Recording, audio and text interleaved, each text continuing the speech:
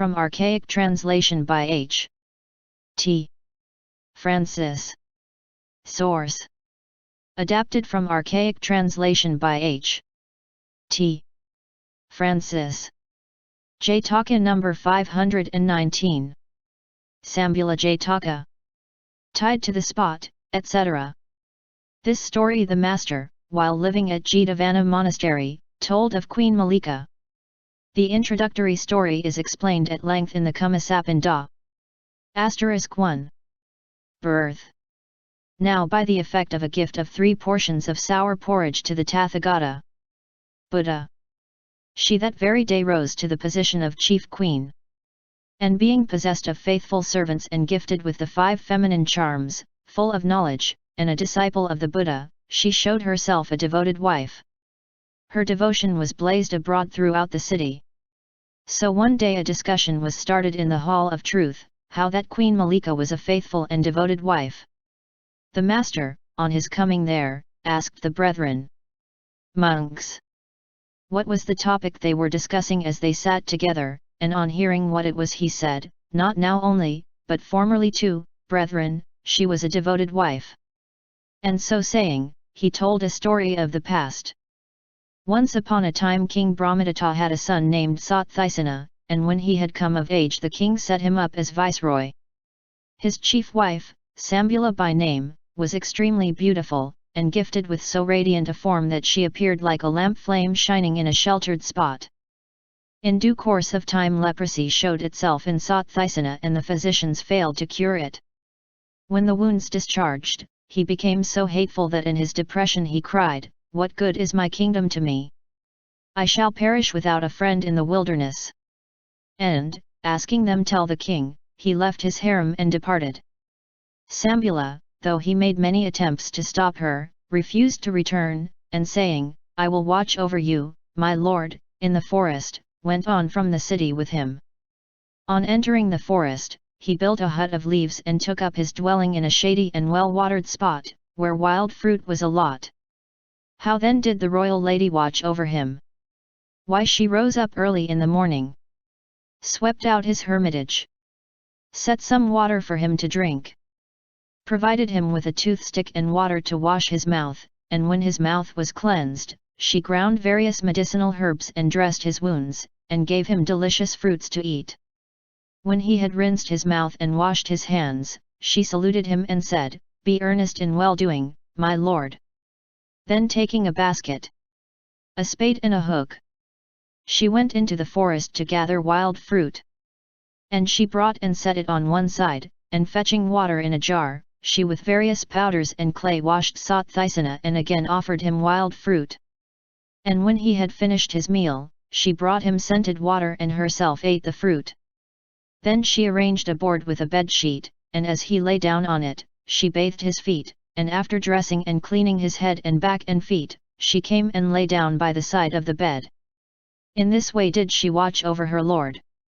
One day, as she was bringing fruit from the forest, she saw a mountain cave, and putting down the basket from her head, she stood on the edge of the cave, and, stepping down to bathe, she rubbed her body all over with yellow dye and took a bath. After washing herself, she climbed up again and put on her bark garment and stood on the edge of the pool. And the whole forest was lighted up with the radiance that was shed from her person. At that moment a goblin, going on to find his prey, caught sight of her, and falling in love with her, he repeated a couple of stanzas. Tied to the spot and trembling as in fear. Who in this rocky cave is standing here? Tell us, I request, O slender-waisted lady. Who may your kinsman be, and what your name? Who are you, lady, ever fair and bright? And what your birth that you can flood with light? This grove, fit home of every beast of prey? An ogre I to you do homage pay.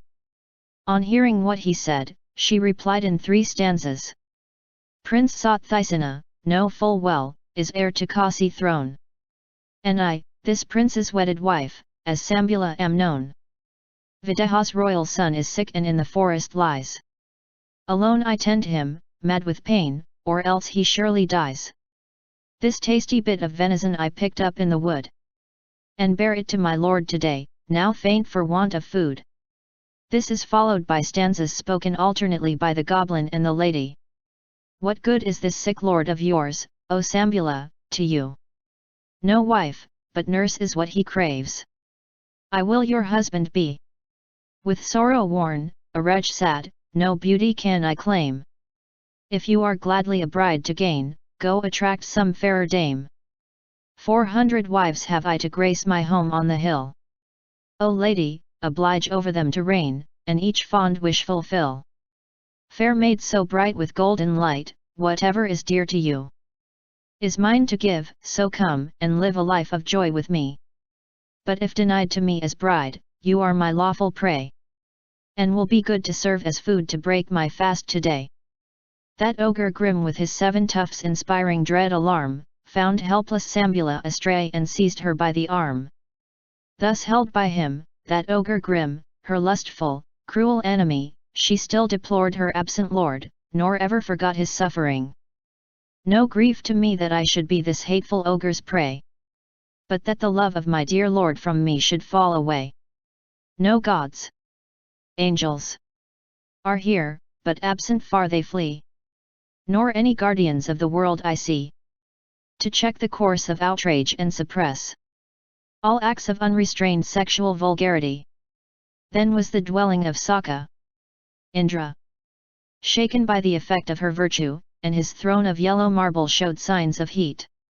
Saka, Indra, with insight, discovered the cause, and, taking his thunderbolt, he came with all speed, and, standing above the goblin, spoke another stanza. Amongst women folk the chief in fame. She is wise and perfect, bright as flame. Should you eat her your skull be split, O goblin, into fragments 7. So harm her not. Let her go free, for a devoted wife is she. On hearing this the goblin let Sambula go. Saka, Indra, thought, this goblin will be guilty of the same thing again, and so he bound him with celestial chains and let him loose on the 3rd mountain from there, that he might not return. And, after earnestly advising the royal lady, he departed to his own dwelling. And the princess, after sunset, by the light of the moon reached the hermitage. To explain the matter, the master repeated 8 stanzas. Escaped from ogre, to her hut she fled, as bird returning finds its fledglings dead. Or cow, robbed of her calf, mourns an empty shed. Thus Sambula, of royal fame, made moan, wild-eyed and helpless, in the wood, alone. Hail, priests and Brahmins, righteous sages too! Deserted, I for refuge fly to you. All hail, you lions and you tigers fell, and other beasts that in the woodland dwell. All hail, you grasses, herbs, and plants that creep. All hail, you forests green and mountains steep. All hail tonight, decorated with stars on high, dark as blue lotus of the deepest dye. All hail to Ganges, mother of rivers she, known amongst men as famed Bhagirathi. Hail, Himavat, Himalayas, of all the mountains king. Huge rocky pile, overtopping everything. Regarding her, as she uttered this crying, Satthisana thought, she is overdoing her crying. I do not quite know what it all means. If she were acting thus for love of me, her heart would be broken. I will put her to the test. And he went and sat at the door of his hut. She, still mourning, came to the door, and, making a low act of homage, she said, "Where has my lord been?" "Lady," he said, "on other days you have never come at this hour. Today you are very late," and in the form of a question he spoke this stanza. "Distinguished lady, why so late today? What favored lover led to this delay?" Then she made answer, "My lord, I was returning with my fruit when I saw a goblin, and he fell in love with me, and seizing me by the hand, he cried, 'Unless you obey my words, I will eat you alive.' And at that moment, sorrowing for you only, I uttered this mourn." And she repeated this stanza. "Seized by my enemy, I, full of suffering, these words to him did say. No grief to me that I should be a hateful ogre's prey, but that the love of my dear lord from me should fall away."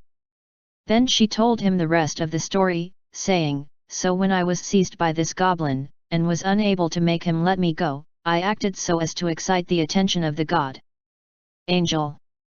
Then Saka, Indra, came, thunderbolt in hand, and, standing in the air, he threatened the goblin and made him release me. And he bound him with magic chains and deposited him on the third mountain range from here, and so departed. Thus was I saved by means of Saka." Indra. Satthaisana, on hearing this, replied, "Well, lady, it may be so. With womankind it is hard to discover the truth. In the Himalaya region dwell many foresters, ascetics, and magicians. Who shall believe you?" And so saying, he repeated a stanza.